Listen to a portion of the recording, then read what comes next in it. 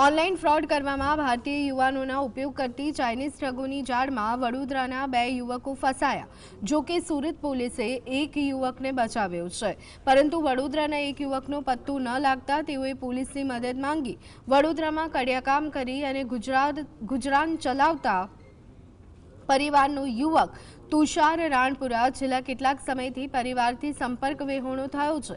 તે 2024માં એજન્ટ મારફતે દુબઈ ગયો અને ત્યાં 5 મહિના કામ કર્યા બાદ અન્ય એજન્ટના સંપર્કમાં આવ્યો, જે બાદ થાઇલેન્ડ પહોંચી ગયો। ત્યાં પહોંચ્યા બાદ તેણે પરિવારને વિડીયો કોલ મારફતે થાઇલેન્ડમાં હોવાની માહિતી આપી હતી।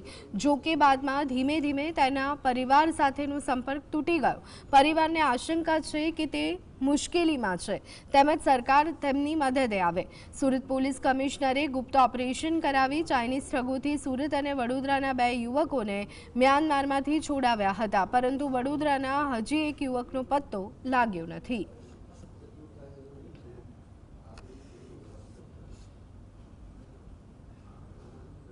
चिंता करवी बाबा માટે જલ્દીથી જલ્દી બસ જલ્દીથી જલ્દી પાછો આવતો રહે।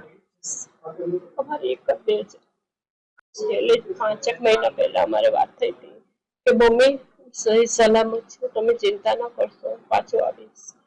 ધીરે ધીરે ધીરે એનો કોન્ટેક્ટ બિલકુલ બંધ થઈ ગયો। આજે 5 મહિનાથી તો એનો કોઈ જાતનો કોઈ નથી વોઇસ મેસેજ નથી। આજ મહિના પહેલા એક વોઇસ મેસેજ આવેલો અને